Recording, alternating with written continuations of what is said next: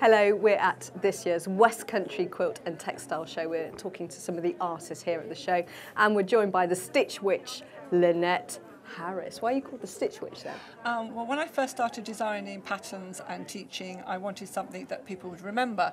Not a lot of things rhyme with patchwork, so Stitch, Witch, and it sort of went like that. My daughters had an input in that, so we'll leave it to you to decide why they called me the witch. Why do I wear the hat? Well, when I teach, I wear the hat. It makes people laugh. If people laugh, they relax. If they relax, then they achieve something a lot better.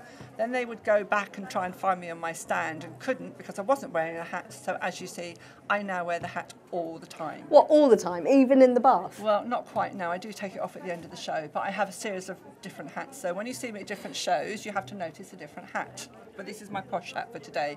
It's got netting and roses on, okay? So you're honoured. You're doing a demo in just a few minutes' time. How's the show going this year? Oh, absolutely fantastic, thank you. Yes, it's a really, really good show. Some of the quilts are amazing. I wish I could make something like that.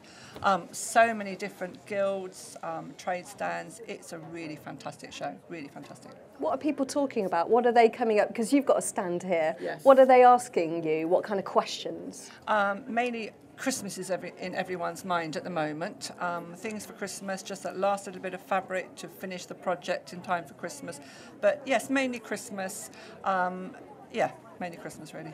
You find what you do very stress-busting, stress-relieving. What is it about this craft that really appeals to you? I think it's the fact that whatever your taste, whether you are like bright things like I do, or whether you like really paisley things like a lot of ladies, there's something for everyone. If you like a plique, you can do it. If you like stained glass, you can do it. And I've got a few samples to show you in a minute. So basically, there's so many different techniques that you just find your own niche and you run with it.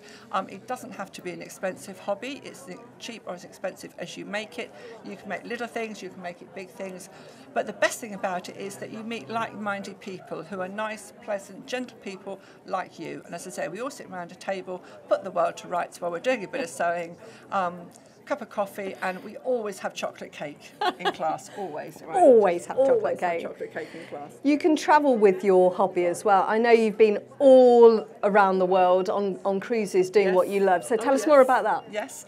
I used to work for Fred Olsen. Again, we used to do lots of little things, quite hysterical really, because we used to have to take kits in for everyone. So if it was a long cruise, we would have suitcases and suitcases of kits under the bed, in the shower, but really, really good. So I'd have like an hour's lesson in the morning, an hour's lesson in the evening, and then when you walked around the ship, you would find ladies tucked away in little corners doing lots of little sewing and things like that. And some of the ladies, we actually got them into patchwork. So can I just show you some of the things? Yeah, sure. So one of the things that we did on the cruise was we basically took a square of fabric, we folded it in half to make a triangle.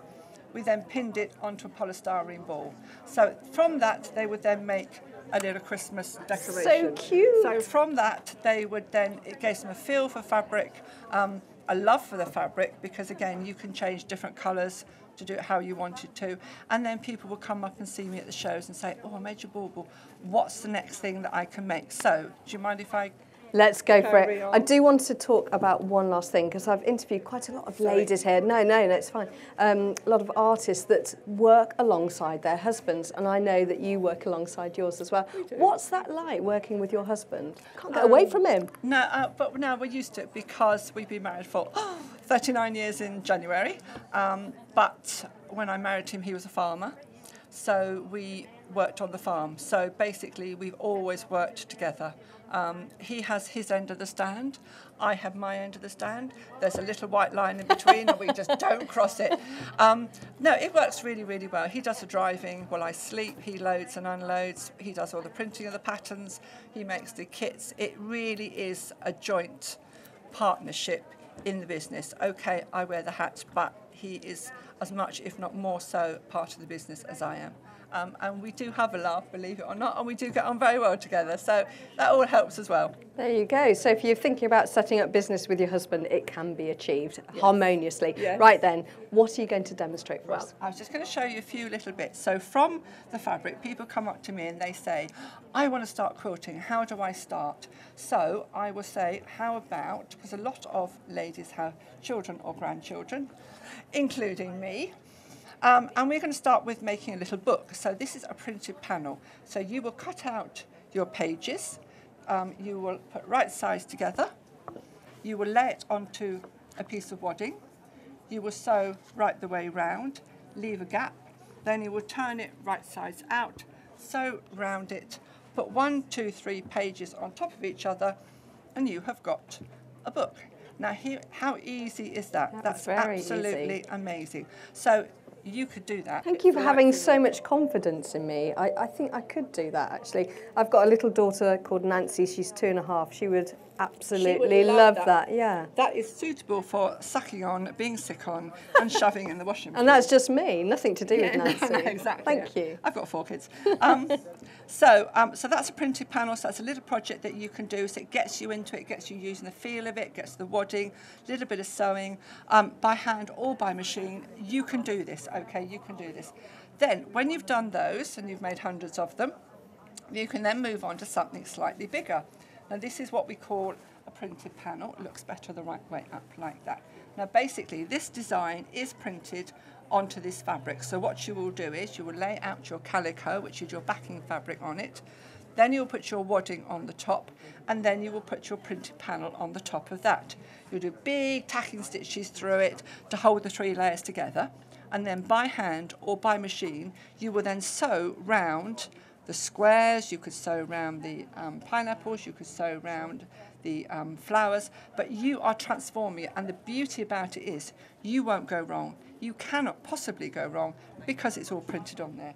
And if you look at this one, you can see from a printed panel what it looks like, if you like, when it's finished. And it's the fact that, I'll let you look at the back, it's not too bad, it's the fact that it goes through the 3 layers, and that's what gives it its 3D effect, and that's what makes it stand out, and that's what makes it nice. And then, Ta-da! Ta-da, exactly. And then I put little crystals on it to make it all sparkly. That's beautiful. So you can do that, ladies, all right? Anyone, and gentlemen, I hasten to add, any gentleman can do this as well. So you've done these, you're thinking, right, okay, I want to move on to something else now. So the next thing you can do is, again, a little printed panel, but we're going to take it one step further. So these are, they're weird, aren't they?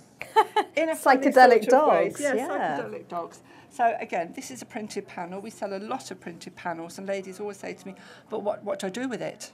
And I say, well, you can do this and this, but they sort of look at me disbelieving. So I made one up. So basically what I did was I cut all these individual squares. I looked at my pictures, decided on some coloured fabric, cut the fabric into strips, and basically straight line sewing. We're not curves, we're not going complicated, straight lines again. So you can do it on a really basic sewing machine. I only have a really, really basic sewing machine. You know, none of these fancy ones that wake you up in the morning and make you a cup of tea. It's a really basic sewing machine. And I just did straight line sewing. So I then put different colours around all my blocks, and instead of having it long ways across, I put it long ways down like that. So can you see, that is my square of fabric. This is my, whoops, bits all over it. These are my little bits of strips that I have put all over it. I then join them together. Now again, some people say, oh, my seams aren't straight. Oh, never mind. Get a decorative stitch on your sewing machine, sew down the centre of it. It looks amazing, I think. And again, it's on the wadding, on the backing. You can see a little bit of where I have quilted. Now, I haven't done a lot of quilting on this because I set myself, I make these in a morning or an afternoon, and then they go up on my wall. How long would it, I know you said you'd make it in the morning. How long would it take to make this? Seriously, I made this in the morning. If I wanted to do more to it, if I wanted to do more lines on it, go around each dog individually, then obviously it would take me a little bit longer. What, 2, 3, 4 hours? Yeah, probably about that, yes. Yeah. But again, this is the beauty of patchwork. However much time you've got, you set your own target. I'm going to do this, I'm going to do this much. So you do what you want. It's the individuality of it. Now, when you've done all that, you then think, well, actually, this is quilting, because this is just sewing through the 3 layers. What do I go on? What is my next stage, if you like? Now, if you look at these, you've probably heard of sampler quilts, and sampler quilts consist of lots of different blocks with different techniques on, and they're usually just squares. Well, I've done something slightly different for my students, and they seem to like it. So in something like this, we do a different section each week. So if you look, you can see, and I'll let you look at the back, you can see the different sections that we do. So no raw edges, the border comes over to make the binding. So I've called these complete as you go, okay? So we have a little bit of applique, we have a little bit of Suffolk puff, more applique. I like sunbonnet suit and overall I love the Suffolk pants. That is lovely. I have little plastic template things that you can make them with, and they're amazing. I'm so excited.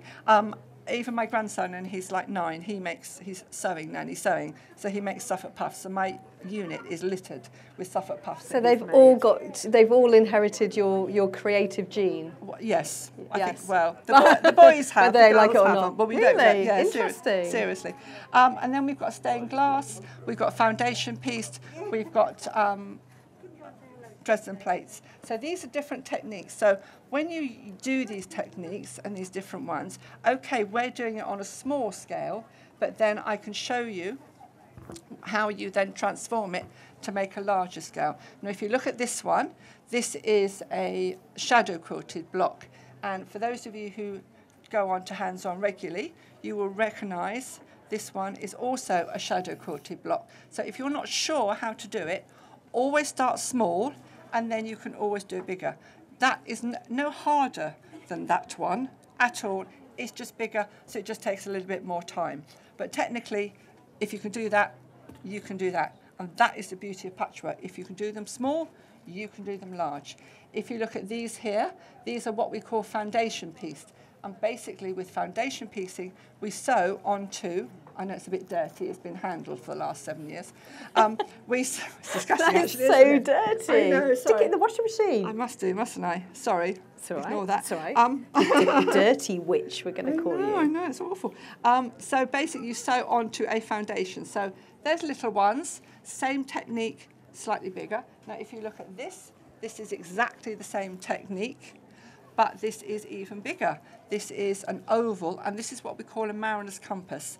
But this is still, if you can sew lines 1, 2, and 3, you can sew lines 1, 2, 3 to 33. You can sew lines 1, 2, 3 to 3,300. Doesn't get any harder. There's just slightly more lines to sew. So once you've mastered the basic of a technique, you are up and running, absolutely. This is a really, really popular pattern of mine that you can get on Just Hands-on. Ladies like it for gentlemen and things like that, because it's quite, I would say, it's quite a masculine sort of design. It's the dark colours, isn't it? But it's very festive as well. It is very festive as well. And this is another one. Again, the same technique. This is called foundation piecing. Now you look at something like that and you think, oh, it's really hard, I can't do it. It does look very hard. But what you have to do is with patchwork is you have to break it down. So rather than look at the whole as an entirety, you think actually it's only made out of 6 triangles. So if you can do 1 triangle, you can do another 5, and it's just the way that you put them together that gives that lovely twirling technique. Now, if I just go back slightly to one of these, here we are. Now, if you look at this one, very, very small. Now, this stuff here, for want of a better word, is called bias. Now, I don't know, I won't go into it too much, but basically bias is when you cut across a piece of fabric. If you pull fabric that way, it doesn't give. If you pull it that way, it doesn't give. If you pull it diagonally, it stretches across, and that's what gives you the bias. Usually patchworkers avoid it like the plague, but in this situation, we use it to our advantage. And you can get lots and lots of different coloured bias like this. the best thing about it also is the fact that it has like a glue webbing on the back. So you literally iron it down in place. So I'm getting dry again. So to prove that if you can do it little, you can then do it a little bit bigger. If you can do a little size like that, you can then do it a little bit bigger than that. And if you can do it like that, you can do it a little bit bigger like that. But just the same technique, you're ironing it down. You do obviously have to sew it down eventually. Straight line stitching, nothing fancy, or you can do it by hand. Everything in patchwork that you see, you can do it by hand or by machine. Sometimes it's easier to do it by hand, sometimes just do it on the machine because it's quicker. But it's all, most of it straight line sewing. The next step up from this is the Olympic rings. Oh, I haven't thought of that one. Yeah, That's a very good one. Go up. That's a very good one. So you've got these shapes. Now, if you look at this one, the shapes are actually filled in. So that is now called stained glass. So we're going from a Celtic design to what we call a stained glass design, where the shapes are actually filled in. So again, if you can do that, you can do this one. And if you look at this one, you can see the butterfly is filled in, and it's got the bias tape ironed on. Now this is a combination of a plique, which I've just neatened the raw edge, and the bias tape work. So it's sort of a little bit of both. So that's one, and then this is another one, which is the Three Kings. And again, you can see how easy that is. So you've ironed that onto the backing, you've ironed that in place. Then when you've done that, you're going to lay it onto your wadding and your backing. Then you are going to sew through it all so you can quilt it at the same time. And that's how easy patchwork and quilting is. Lynette, you have been very busy. So I have been listening. Tips from you, break it down. And if you can do it small, you can do it big. Exactly, exactly. It's no harder to make a big quilt than it is to make a little quilt, okay? It just takes you a bit more time and a little bit more planning. But if you can do it like that, not a problem at all. And anyone can do this. However big, small, young, old you are, you can do patchwork and quilting. Even me. Even you. Hot tips for 2017? We've still got all the different colour biases, which I'm always thinking of new projects to do. But the one thing I'm very, very excited about that's going to be coming in the new year, so watch out for new projects. Keep your eye out on Just Hands On, because as soon as they are designed and made, they will be on there. So look at that for fabric.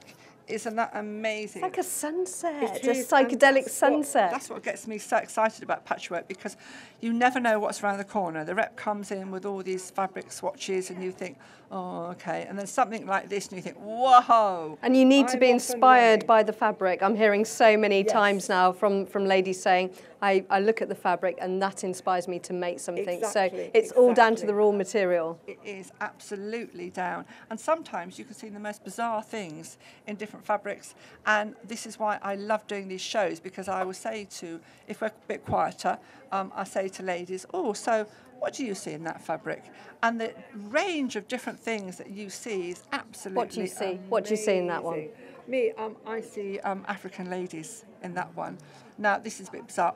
I see daisies, Michaelmas daisies in this one. Isn't that weird? But why would you see Michaelmas daisies?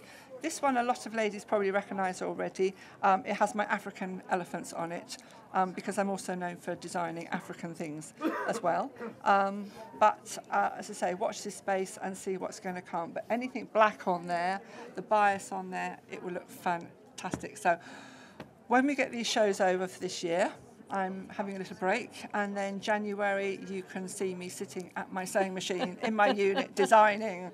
So that's what I'm up to. Lynette, it's lovely to talk to you. Thank you so much for sharing your work with us, and have a lovely holiday in a couple of shows' time. Lovely. Thank you very much indeed, and thank you very much indeed for having me.